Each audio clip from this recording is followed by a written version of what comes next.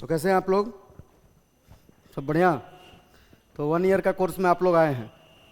तो देखो 1 ईयर का जहाँ तक कोर्स का सवाल है, तो डॉक्टर जोन में जो 1 ईयर कोर्स है वो आपका बेस्ट पैकेज है कि 1 ईयर कोर्स में ही बहुत सारे स्टूडेंट्स प्रीवियस बैचेज में यहाँ आप आए हैं, ज्वाइन करेंगे, लॉन्ग रन में रहेंगे तो देखेंगे कि 1 ईयर कोर्स में बहुत सालों साल जो है वो रिजल्ट देता रहा है। 1 ईयर कोर्स जो है वहाँ पे अगर डेफिनेटली ये 1 ईयर अगर आप लगा देते हैं तो फिर आपको सोचने का ज़रूरत नहीं पड़ेगा, अपने करियर में दोबारा पीछे मुड़ के देखने का ज़रूरत नहीं है। तो ये जो 1 साल मान लो यहाँ पे आए हैं, ऑलमोस्ट आपका नीट होने वाला है 5 मई को। ऐसे तो अभी आपका बैच में जो अभी स्टार्ट हुआ है उसमें करीब 10 एडमिशन के आसपास हुआ है, शायद आज इन्फॉर्मेशन दिया गया है, तो कल से और स्टूडेंट्स ज्वाइन करेंगे। फिर धीरे धीरे ये बैच बढ़ते जाएगा। एक ऐसा समय आता है कि 1 ईयर में अराउंड यहाँ पे 100 स्टूडेंट्स होते हैं। जैसे मान लीजिए अभी तो सभी लोग अपने या तो अपने घरों में हैं या तो हॉस्टल में प्रिपरेशन कर रहे हैं या फिर वो टेस्ट दे रहे हैं। तो 1 ईयर में करीब आपका 100 स्टूडेंट्स होता है। वो 100 स्टूडेंट्स में से डेफिनेटली आप देखोगे तो रेशियो बहुत हाई है, अराउंड 30 MBBS तो होता ही है, मतलब गवर्नमेंट में। बाकी प्राइवेट वगैरह में भी बहुत लोगों का होता है। तो वो 1 ईयर में आपको सब कुछ भूल के यहाँ पे डेडिकेशन के साथ क्या करना है, बस पढ़ाई करना है। जैसे कि मेरे बारे में बेसिक इंट्रोडक्शन ये है कि मेरा नाम विकास कुमार झा है, मैं यहाँ पे फिजिक्स का फैकल्टी हूँ। मेरी खुद की एजुकेशन मैंने IIT BHU से BTech और MTech किया हुआ है, और मैं इससे पहले अलग अलग ऑर्गेनाइजेशन में पढ़ाते रहा हूँ, हैदराबाद, दिल्ली, और अभी मैं डॉक्टर जोन में 2 साल से हूँ। तो यहाँ पे देखिए, जहाँ तक फिजिक्स के सिलेबस का सवाल है, तो फिजिक्स में देखो अपना जो सिलेबस है, अगर कंपटीशन पॉइंट ऑफ व्यू से देखा ही जाए तो कंपटीशन में 3 चीज जो है वो बहुत आपका मायने रखता है। उसमें से 2 चीज बहुत इम्पोर्टेंट है, उसके बाद ही तीसरा आएगा। तो पहला चीज जो है वो है हम लोगों को हमेशा यहाँ पे क्या सॉल्व करना है, तो हम लोगों को हमेशा यहाँ पे ऑब्जेक्टिव क्वेश्चंस ही सॉल्व करना है। कोई कंपटीशन में तो कोई सब्जेक्टिव होता नहीं है ऐसा। तो ऑब्जेक्टिव क्वेश्चन को सॉल्व करने के लिए जो हम लोगों का अप्रोच होना चाहिए उसको हम लोग क्या नाम दे सकते हैं? उसको हम लोग नाम दे सकते हैं न्यूमेरिकल बेस्ड अप्रोच। कि यहाँ पे जब भी हम लोग फिजिक्स पढ़ रहे होंगे, हमारे फिजिक्स पढ़ने का पर्पस ये होगा कि हम ज़्यादा से ज़्यादा न्यूमेरिकल्स को सॉल्व कर पाएँ। जैसे कि अगर मान लीजिए आप भी 12 पास करके आए हैं, और ऐसे इन जनरल भी लोगों को क्या दिक्कत होता है कि वो बोलते हैं हमने कॉन्सेप्ट पूरा पढ़ लिया, हमको बात समझ में आ गई, हमको प्रॉब्लम सॉल्व करने में दिक्कत हो रहा है कि हम प्रॉब्लम सॉल्व नहीं कर पा रहे हैं। तो इसके लिए हम लोगों को क्या डेवलप करना पड़ेगा? तो न्यूमेरिकल बेस्ड अप्रोच डेवलप करना पड़ेगा कि कैसे ज़्यादा से ज़्यादा न्यूमेरिकल सॉल्व कर पाए। देखिए यहाँ पे पढ़ाने के समय हमारा पैटर्न बहुत ही सिंपल होता है। हमने हमेशा से ज़्यादा क्वेश्चन जो है हम क्लासरूम में ही करवाते हैं कि क्लासरूम में बहुत ज़्यादा सफिशिएंट नंबर ऑफ प्रॉब्लम्स यहाँ पे करवाया जाएगा।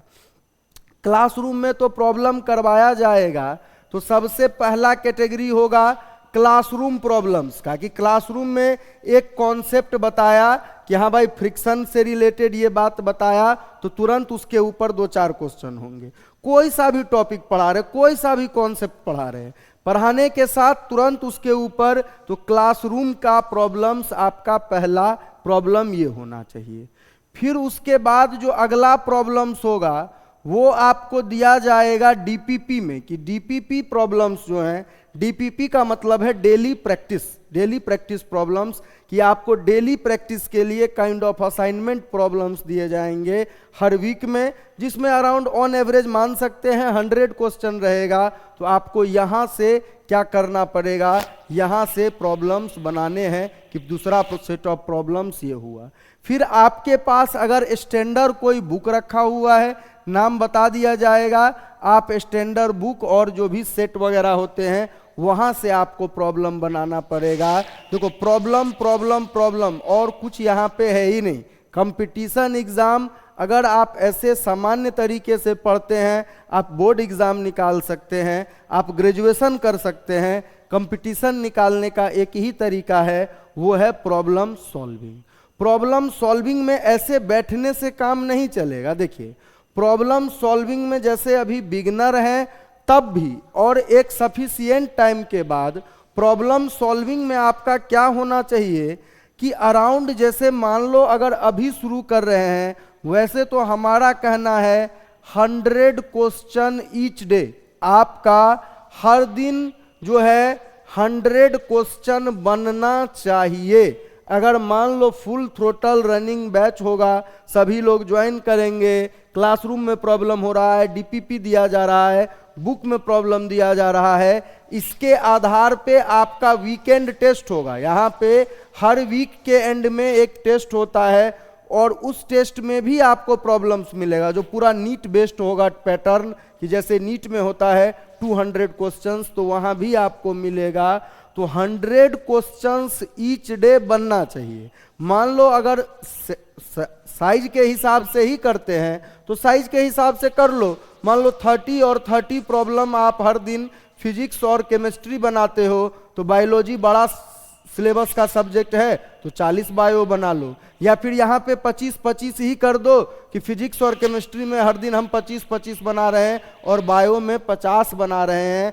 जिसको ये चीज़ आ गया, जिसके अंदर ये बात आ गया कि हम इतना क्वेश्चंस रोज बना रहे हैं, उसका सिलेक्शन डेफिनेटली होगा। देखो, हाथ पे हाथ धरे रहने से सिलेक्शन नहीं होगा कि आप बैठे हुए हैं, कुछ नहीं कर रहे हैं और इंतजार कर रहे हैं किसका। बहुत सारे लोग इंतजार कर रहे होते हैं कि लाइफ में कोई मिरेकल होगा। ऐसा कोई मिरेकल का कॉन्सेप्ट होता नहीं है। एवरी डे का लेबर, अगर मान लो कोई आदमी 100 क्वेश्चन हर दिन कर रहा है, वीक में मैं लास्ट 2 दिन को हटा देता हूं, मैं बोलता हूं कि 500 क्वेश्चन पर वीक आपका कवर हो रहा है। अगर 500 क्वेश्चन पर वीक कवर करते करते अगर ऐसा आपका मान लीजिए कितना वीक, ऐसा अगर मान लीजिए आपका 20 वीक 30 वीक या से 50 वीक का प्रिपरेशन होता है, आपका क्वेश्चन का रेंज जो है वो बहुत ज़्यादा पहुंच जाएगा। तो बहुत ज़्यादा क्वेश्चन का रेंज पहुंच जाएगा। आपका सिलेक्शन जो है, नीट में अगर सिलेक्शन चाहिए, जिस स्टूडेंट का क्वेश्चन का रेंज, अगर मान लो सब्जेक्ट वाइज का ही मैं बात करूं, फिजिक्स में जिसका क्वेश्चन का रेंज 6000 से 5000 हो गया कि इतना क्वेश्चन जिसने देख लिया उसका सिलेक्शन हो जाएगा। तो इतना क्वेश्चन देखोगे कैसे, प्रैक्टिस करोगे तब ना। और आप खुद सोचो कि रूम में बैठ के अपना डेली शेड्यूल में इतना टाइम रहते हुए आप 100 क्वेश्चन ईच डे नहीं कर पा रहे हो, तो ऐसा कौन सा मिरेकल होगा कि आप नीट के एग्जाम में जाके 3 घंटे में 180 क्वेश्चन कर दोगे। ये पॉसिबल नहीं है कि फुल सिलेबस का एक टॉपिक पढ़ रहे हैं, मान लो अभी एक टॉपिक से शुरू करेंगे, उस टॉपिक को आप पढ़ रहे हैं, उस टॉपिक से पढ़ते पढ़ते अगर आपका 100 क्वेश्चन सॉल्व नहीं हो रहा है, या मान लो फिजिक्स में हर दिन आप 25 क्वेश्चन उस टॉपिक से नहीं कर पा रहे हो, तो इस बात की क्या गारंटी है कि 1 आवर में आप फुल सिलेबस से 50 क्वेश्चन कर दोगे। कोई ऐसा मिरेकल नहीं होता है। हर दिन जो कहते हैं लोग कि बूंद बूंद से तालाब भरता है, हर दिन अगर कोई स्मॉल एफर्ट्स डाल रहा है, वही स्मॉल एफर्ट्स धीरे धीरे क्या होगा, एक्युमुलेट होगा और आपको आउटपुट देगा। तो पहला बात तो ये है कि सारा का सारा स्ट्रेटेजी इसी बात पे बनना चाहिए कि मेरे से कितना प्रॉब्लम सॉल्व हो पा रहा है। उसके अलावा और सारी बातें जो हैं, उसके अलावा और सारी बातें सेकेंडरी है। तो पढ़ाई का जो अभी होना चाहिए गोल, वो क्या कि न्यूमेरिकल सॉल्व करना है, न्यूमेरिकल बेस्ड अप्रोच डेवलप करना है। पहला बात हुआ ये कि न्यूमेरिकल बेस्ड अप्रोच हमारा होना चाहिए। दूसरा बात अगर आप देखिएगा तो दूसरा बात जो होता है वो होता है रिवीजन। तो अभी तो बैच शुरू ही हुआ है, हो सकता है पहला 2 महीना रिवीजन उतना मैटर ना करे। क्यों? क्योंकि पहला 2 महीना में तो आपको बहुत बेसिक सिंपल कॉन्सेप्ट दिया जाएगा, तो पहला 2 महीना उतना रिवीजन मायने नहीं रखेगा। रिवीजन कब मायने रखेगा? तो रिवीजन आपका मायने रखना शुरू होगा जब आपका 2 महीना मान लीजिए आपने पढ़ लिया। होता क्या है, लोग एक तरफ से इनपुट डालते चले जाते हैं और दूसरे तरफ से निकलते चला जाता है। तो भाई बचा क्या, बचा क्या कहने का मतलब एक कान से सुना और दूसरे से निकाल दिया, कुछ ऐसा नहीं होना चाहिए। तो इसके लिए आपको क्या करना पड़ेगा, इसके लिए आपको रिवाइज करते रहना पड़ेगा कि हर 1 महीने 2 महीने के बाद आपका क्या होगा, यहाँ पे टेस्ट कंडक्ट करवाया जाता है। तो उसमें आपको हर 1-2 महीने बाद आपको प्रीवियस सिलेबस से क्वेश्चन जो आएगा तो उसके हिसाब से आपका रिवीजन का ये होना चाहिए कि हम रिवाइज कर पाएँ। अगर रिवीजन होगा तभी आपका क्या होगा, बेनिफिट होगा। नहीं तो क्या पढ़ रहे हैं भूल जा रहे हैं, पढ़ रहे हैं भूल जा रहे हैं। तो रिवीजन के लिए भी एक स्ट्रेटेजी होना चाहिए कि हम कितना अच्छा रिवीजन कर पाते हैं। तीसरा जो है हम लोगों का, तीसरा है टेस्ट, जो आपको बोला गया कि हर वीकेंड पे आपका टेस्ट लिया जाएगा। उस टेस्ट किससे आपको खुद को आप भी इवेलुएट करेंगे, आपके गार्जियन को भी रिजल्ट जाएगा। तो उस टेस्ट में आप कितना मार्क्स स्कोर कर पा रहे हैं, तो वो आपका तीसरा पार्ट होगा कि तीसरा पार्ट है आपका टेस्ट। तो पहला प्रॉब्लम बेस्ड, एकदम न्यूमेरिकल बेस्ड सोचना है कि प्रॉब्लम कैसे हो, प्रॉब्लम कैसे किया जाए। दूसरा क्या सोचना है, दूसरा सोचना है रिवीजन कैसे होता रहे। तीसरा सोचना है कि टेस्ट में कैसे हम इम्प्रूवमेंट करते रहे। डेफिनेटली अगर आप इस रास्ते पे चलोगे तो आपका सिलेक्शन होके रहेगा। तो ये तो बात हो गया सिलेक्शन का कि सिलेक्शन कैसे होगा। अब अगला बात अगर हम लोग करते हैं तो इन जनरल मान लो आप लोग इस बात से एडमिट करेंगे कि नहीं कि ये जो हम लोगों का मान लीजिए वर्ल्ड है, जो हम लोगों का वर्ल्ड है, जो हम लोगों का क्या है सोसाइटी है, ये जो हम लोगों का ह्यूमन है, ये हम लोग डोमिनेट कर रहे हैं इस दुनिया पे। इस दुनिया पे ह्यूमन डोमिनेट कर रहे हैं। कहने का मतलब ये है कि अन्य कोई एनिमल डोमिनेट नहीं कर रहा है। मतलब अगर कोई पूछे कि भाई अगर आप लोग तो बायोलॉजी पढ़ते हैं और डिटेल में पढ़ते हैं, तो अगर धरती पे इतने सारे स्पीसीज हैं तो उसमें से अगर मान लीजिए जो अपना मनुष्य है, जो अपना ह्यूमन है, वही क्यों डोमिनेट कर रहा है। इस बात में किसी को शक तो नहीं होना चाहिए कि धरती पे आदमी का ही राज है, एलिफेंट का या लायन का, शेर का, बंदर का, इनका राज नहीं है। ह्यूमन डोमिनेट कर रहे हैं। तो आपको क्यों लगता है ह्यूमन ही क्यों डोमिनेट कर रहे हैं, वाई? मान लीजिए जो हम लोग का थ्योरी ऑफ इवोल्यूशन है, तो इवोल्यूशन क्या बोलता है कि सब कोई जंगल में थे। हम उतना डिटेल में उससे पहले का नहीं जाते हैं, बस यही से बात करते हैं कि सब कोई जंगल में थे। जंगल में शेर भी था, इंसान भी था, चिंपैंजी भी था। तो इंसान ही क्यों इतना तरक्की कर पाया, बाकी अन्य जानवर क्यों नहीं कर पाए? आपको क्या लगता है इसका रीजन? कुछ भी बोल सकते हैं, ऐसा कुछ नीट से रिलेटेड क्वेश्चन नहीं है। इंसान क्यों कर लिया, अन्य जानवर नहीं कर पाए? मान लो अन्य जानवर नहीं कर पाए, कहने का मतलब ये है कि इंसान ही स्कूल कॉलेज खोला ना, कुत्तों ने स्कूल कॉलेज नहीं खोला। वो भी तो कर सकते थे ना। ऐसा होता कि कुत्ते घर बनाते और हम लोग जंगल में रहते, या हाथी बहुत पावरफुल है। मतलब अगर अन्य पैरामीटर्स पे बात करें, जैसे कि आंसर में लोग क्या बोलते हैं, आंसर में बहुत सारे लोग बोलेंगे कि भाई इंसान के पास क्या है, इंसान के पास ब्रेन है, ब्रेन का यूज किया तो ब्रेन की वजह से डोमिनेट कर लिया। में भी ब्रेन भी है, उसका भी एक कारण है, वो भी बताया जाएगा। बट ब्रेन, बहुत सारे ऐसे सिचुएशन होते हैं कि बहुत सारे एनिमल्स भी बहुत ब्रेन वाले होते हैं। जैसे डॉल्फिन वगैरह के बारे में तो कहा जाता है कि इंसान से ज़्यादा उनके पास ब्रेन है। ब्रेन हो गया। मान लीजिए बहुत सारे लोग बोलेंगे कि इंसान का बॉडी का स्ट्रक्चर ऐसा है जो कि अन्य के तुलना में क्या है, अन्य के तुलना में थोड़ा ज़्यादा है। तो अन्य स्ट्रक्चर की ही बात हो, चिंपैंजी वगैरह भी ऑलमोस्ट इंसान से मैचिंग है। तो वो भी बॉडी स्ट्रक्चर, ब्रेन, ये सब अपनी जगह है। देखो इंसान इसलिए तरक्की कर पाया है कि इंसान जो है वो कॉपरेशन किया। जो कॉपरेशन या जो आपस में सहयोग मनुष्य कर सकता है एक दूसरे के साथ, वो कोई अन्य एनिमल नहीं कर पाया। देखिए अभी लोग आप सुनते होंगे कि आदमी लोग बहुत मारकाट कर रहा है, आदमी ऐसा हो गया, आदमी वैसा हो गया। स्टिल आदमी के कॉपरेशन की वजह से ही हम लोग इतना डेवलप कर पाए हैं।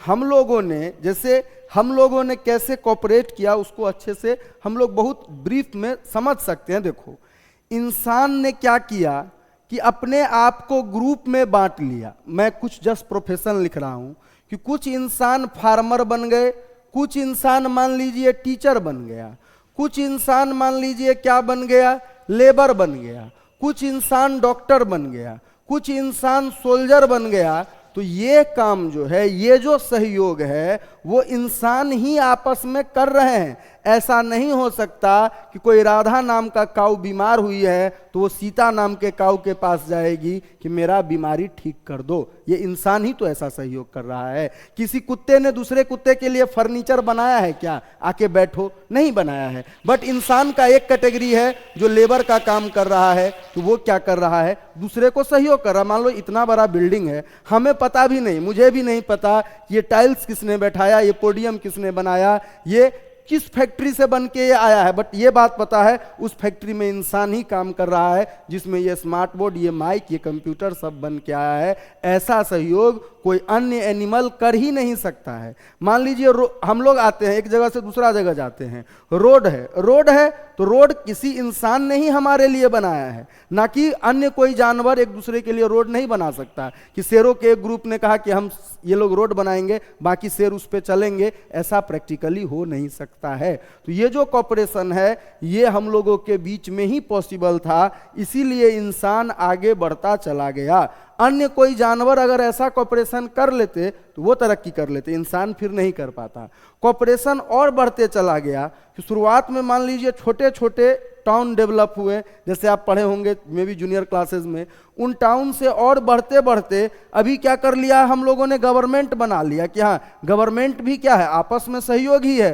कि हम लोगों ने, पूरे कंट्री ने तय किया कि सबके पास एक वोट का राइट है और सबको एक वोट डालेंगे तो गवर्नमेंट बनेगा। ऐसा तो नहीं हो सकता कि बंदरों ने कहा चलो अब इंसानों को खत्म करो, सरकार हम चलाएंगे, वोटिंग होगा, बंदर लोग वोट कर रहे हैं, एक बंदर प्राइम मिनिस्टर बन रहा है, वो देश चला रहा है। ऐसा अन्य जानवर कर ही नहीं सकते हैं। तो इसीलिए जहां तक अन्य चीज की बात है, देखो ब्रेन भी हमारे पास क्यों आया है? कॉपरेशन की वजह से। कि कोई टीचर रहा होगा जिसने हमें टीच किया, हम आपको टीच कर रहे हैं, आप में से कोई फिर टीचर बनेगा, तो ब्रेन भी कहां से आ रहा है? ब्रेन भी तो कॉपरेशन की वजह से ही आ रहा है कि हम लोग आपस में कॉपरेट करके यूनिवर्सिटी, कॉलेज, स्कूल ये सब खोल के रखे हुए हैं। तो इसीलिए आदमी क्यों तरक्की कर पा रहा है? आदमी तरक्की कर पा रहा है कॉपरेशन के वजह से। तो देखो डॉक्टर जोन में भी आपका आने का क्या पर्पस है? कॉपरेशन लेना। कि यहाँ पे जो ऑलरेडी एग्जिस्टिंग टीम है, वो नीट का तैयारी के लिए, अन्य कंपटीशन का तैयारी के लिए स्टूडेंट लोग को ऑलरेडी यहाँ से भेजा है मेडिकल कॉलेज। तो आपका भी पर्पस होना चाहिए इस कॉपरेशन को लेके क्या करे, इस कॉपरेशन को लेके आप यहाँ से आगे बढ़े। कि इस पॉइंट पे फोकस रखना है कि जितना आप आगे बढ़ेंगे उतना आपके लिए एडवांटेजियस होगा। पहला बात ये है, ठीक है, कॉपरेशन तो यहाँ से मिलेगा। दूसरा बात क्या है कि देखो, जब लोग आता है तो आदमी को कोई भी जो नया चेंज होता है वो खराब लगता है। खराब लगता है इन द सेंस कि मैं अपना खुद का एक्सपीरियंस बता रहा हूँ, कितना मेरा अच्छा खासा एजुकेशन है, बट स्टिल मैं बता रहा हूँ कि मैंने भी पढ़ाई किया था, मैं भी आप में से कोई, और हिंदी मीडियम से मैंने भी पढ़ाई किया था 10 क्लास तक। उसके बाद जब मौका मिला तो मैंने भी साइंस लिया। साइंस लेने के बाद पहला 10 दिन जो साइंस के साथ मेरा एक्सपीरियंस था, मतलब फर्स्ट 10 डेज इन क्लास 11, कि मुझे डर लग रहा था इस बात को लेके कि मेरा डिसीजन सही था। उससे पहले मेरे फैमिली में मेरे एक भाई और एक सिस्टर दोनों कॉमर्स से पढ़े थे, तो वो लोग कॉमर्स से पढ़े थे। मैं पहला आदमी था जो साइंस लेके पढ़ रहा था। हिंदी से सारा बुक अचानक से इंग्लिश हो गया।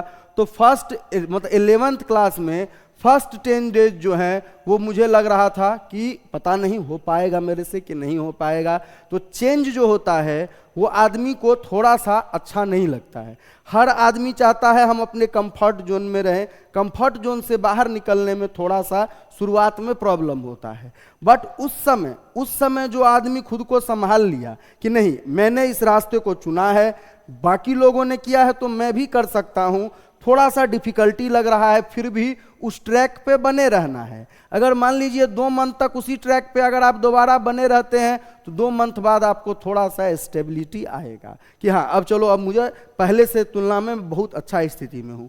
4 मंथ में और स्टेबिलिटी आएगा। तो मेरा कहने का मतलब ये है कि आप कंपटीशन का तैयारी जब इतना जोर शोर से शुरू कर रहे हैं तो शुरुआत के स्टेज में अगर आपको थोड़ा सा डिमोटिवेटेड फील हो, थोड़ा सा लो फील हो, तो ये नहीं सोचना है कि मेरा डिसीजन गलत था। आपको ये सोचना है कि मैं जिस रास्ते पे जा रहा हूं और मेहनत करूंगा, इसी रास्ते पे चलूंगा। तो शुरुआत में जो कॉम्प्लिकेसी आएगी, शुरुआत में जो आपका दिमाग में बहुत सारा बात चलेगा, उससे घबराना नहीं है, बल्कि अपने रास्ते पे उसी तरीके से मेंटेन रहना है कि नहीं, हमको इसी रास्ते पे चलना है, ऐसे ही चलना है, यही मेरा पर्पस है, यही मेरा टारगेट है। तो ये आपको कितना शुरुआत में लगता है, जैसे मान लो यही पे आओगे, शुरुआत में क्वेश्चंस होगा, ये होगा, शेड्यूल बहुत हेक्टिक होते चला जाएगा। देखिए यहाँ पे अभी जो आप देख रहे हो वो थोड़ा सा क्राउड इसलिए कम है कि 5 मई को नीट का एग्जाम है। एक बार 5 मई को नीट का एग्जाम ओवर होता है, प्लीज कम इन। तो 5 मई को मान लो एक बार अगर आपका नीट का एग्जाम ओवर होता है, उसके बाद इन बैचेज में 2 बैच चलता है, एक इस रूम में एक इस रूम में, कि ऐसा समय आएगा कि आपका एक बैच से काम नहीं चलता है, 2-2 बैच हो जाते हैं। तो वहां पे बहुत भीड़ होती है, तो बहुत सारे स्टूडेंट अन्य लोगों से ये प्रभावित हो जाते हैं कि भाई उसका बहुत मार्क्स आ रहा है, मेरा थोड़ा कम आ रहा है। तो उन सब चीज़ों से घबराना नहीं है, बल्कि अपने कंसंट्रेशन को, अपना जो ये है उसको हाई रखना है कि नहीं, हमारा जो गोल है हमको बस खुद से मतलब है। तो शुरुआत में जो 1 मंथ 2 मंथ आपको यहाँ पे एडजस्ट होने में टाइम लगे, उसके दौरान खुद को पॉजिटिव फील कराना है, ऐसा कोई बात नहीं है। यहाँ का सिस्टम में सबसे अच्छा एडवांटेज क्या है कि आप कभी भी आके टीचर लोग से पर्सनली कम्युनिकेट कर सकते हैं, कि यहाँ पे ऐसा कोई बैरियर नहीं है कि during the class he class over होता है, उसके बाद भी आके आप पर्सनली मिल सकते हैं, लोगों से बात कर सकते हैं, अगर सब्जेक्ट के रिगार्डिंग हो तो भी, अन्य कोई बात हो तो भी इसको देखिए। तीसरा बात जो है वो है आपको कि अगर मान लो आदमी के लाइफ का मोटिवेशन क्या होना चाहिए। एक तो हो गया ऑर्गेनाइजेशन आपके लिए क्या कर रहा है, ऑर्गेनाइजेशन आपको कोऑपरेट कर रहा है। कोऑपरेशन अब अपने ऊपर है कि मान लो यहां से पढ़ाया गया, कॉपी में आपने लिखा, अब उसको कौन घर में जाके दोबारा करेगा वो उसके ऊपर है। वो तो मान लो ऑर्गेनाइजेशन एक लेवल तक ही मॉनिटर कर सकता है कि आपका टेस्ट में मार्क्स कम है तो मान लिया जाएगा आप घर में जाके नहीं पढ़े थे, मार्क्स अच्छा है तो माना जाएगा कि चलिए आप पढ़ रहे हैं खुद से। तो आप पढ़ने के लिए खुद से तैयार होते हो कि नहीं, इसका मोटिवेशन क्या है। देखो लाइफ में क्या होता है, अगर कुछ पाना है आपको तो आजकल तो बहुत तरीका आ गया है, आजकल बहुत तरीका आ गया है। कहने का मतलब आजकल देखते हैं लोग रातों रात वायरल हो जाता है, सोशल मीडिया का जमाना है, करोड़पति भी बन जाता है आजकल। या तो पढ़ाई करो, नहीं तो सोशल मीडिया सब अच्छा से चलाओ, 2 लाख 4 लाख सब्सक्राइबर बना लो, उसके बाद वहाँ पे रील बनाओ, मेम बनाओ, जो भी करना है वो भी एक तरीका हो सकता है। पहले तो नहीं था, पहले तो था कि पढ़ाई लिखाई करो, पहले तो, और मतलब पहले ये सब तरीका नहीं था। अभी के ज़माने में एक वो भी ऑप्शन आया है लोगों के पास, लेकिन वहाँ पे भी देखिए जैसे पहले था वैसे ही था। पहले मान लो कि कोई क्रिकेटर बन जाता था तो पहले ये माना जाता था कि मान लीजिए मैं जिस स्टेट से आता हूँ झारखंड, वहाँ से आते हैं धोनी, तो मान लो एक धोनी बन गया तो वो धोनी तो एक बन गया। ऐसे 10,000 लोग क्रिकेट खेलते थे, 1 लाख लोग क्रिकेटर बनना चाहते थे, तो उसमें से कोई एक धोनी बन जाता है। तो वो सोशल मीडिया का भी स्कीम वही है कि 1 लाख लोग बना रहे हैं वीडियो, उसमें से एक किसी का दिन आएगा वो चमक जाएगा, उसको कुछ पैसे आमदनी हो जाएगा। बाकी अभी भी ट्राइड एंड ट्रस्टेड यही है कि एजुकेशन से जाओ, प्रॉपर तरीके से जाओ, तो वही बढ़िया है। तो देखो सेक्रीफाइस जो है वो आदमी को करना ही पड़ेगा। अगर आदमी सोचेगा कि सब कुछ हमको एकदम कंफर्ट में ही मिल जाए तो वो पॉसिबल नहीं है, उसको सक्सेस मिलना। अब देखिए सेक्रीफाइस जो है वो 2 ही तरीके से होता है। तीसरा अगर कोई बोल रहा है कि मैं तुम्हारे लिए कुछ कर रहा हूं तो वो झूठ बोल रहा है। देखो सेक्रीफाइस 2 तरीके से होता है। एक सेक्रीफाइस होता है पेरेंटल, एक सेक्रीफाइस होता है पेरेंटल। कहने का मतलब जो पेरेंट्स हैं वो बच्चों के लिए सेक्रीफाइस करते हैं, कोई सा भी हो, किसी कैसा भी फैमिली हो, जिस भी लेवल का इनकम हो, जिस भी लेवल का बैकग्राउंड हो, पेरेंट्स बच्चों के लिए सेक्रीफाइस करते हैं। एक सेक्रीफाइस ये होता है।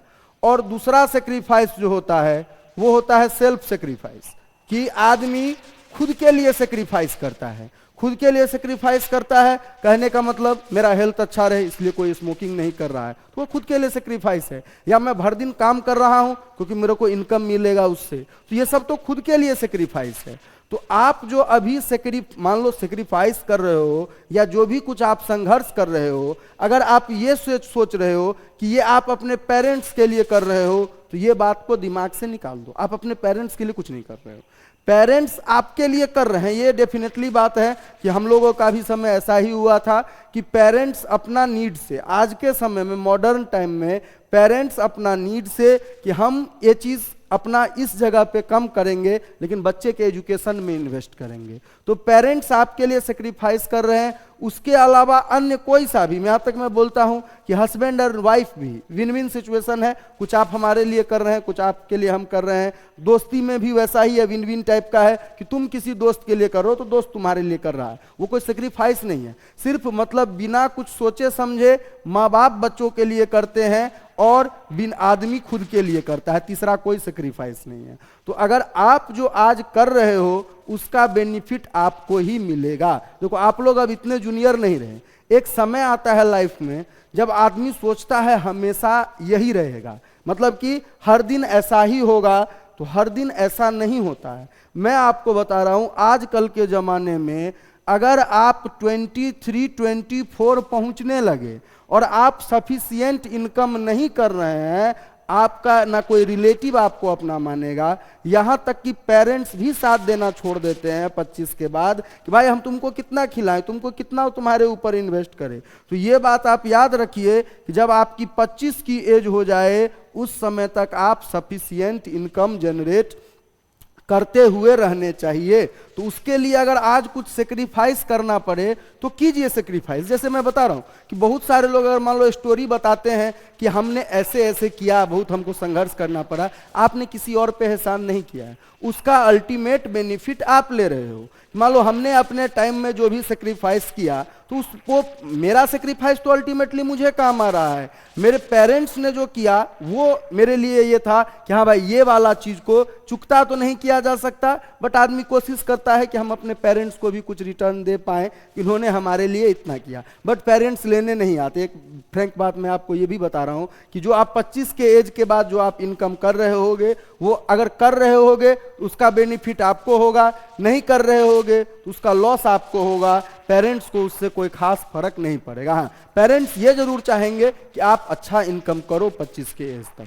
तो मैं ये कह रहा हूं कि पेरेंट्स जो आपके लिए सेक्रीफाइस कर रहे हैं वो ही आपका मोटिवेशन होना चाहिए। आपको सोचना चाहिए कि जिस दिन मेरा कंपटीशन हो जाएगा उस दिन मेरे पेरेंट्स के फेस पे कैसा होगा, मेरे माँ को कैसा लगेगा, मेरे फादर को कैसा लगेगा, ये सोच के तैयारी करना है कि पेरेंट्स जो आपके लिए कर रहे हैं, एक तो ये, और दूसरा आपको अपने लाइफ में सक्सेस होना है। देखो एक सक्सेस पूरा फैमिली को बदल देता है। बहुत बार आप देखोगे कहता है उसका परिवार में सब डॉक्टर ही है, फलाने के परिवार में सब इंजीनियर ही है, किसी के परिवार में सब फौज में ही है। तो वो कहाँ से आता है? कोई एक आदमी अगर सक्सेस पा लेगा, अगर तुम सक्सेसफुल हो जाओगे, तुम्हारा छोटा भाई बहन, यहाँ तक कि आसपास के जो तुम्हारे रिलेटिव होंगे उनमें, फिर तुम्हारा क्लोज फैमिली, तुम्हारा अपकमिंग जनरेशन, सब पे उसका प्रभाव पड़ता है एक आदमी के सक्सेस का।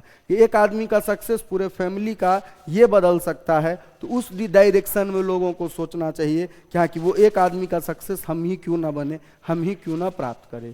तो ये तो हम लोगों का था जनरल बातें कि हाई मोटिवेशन में रहना है।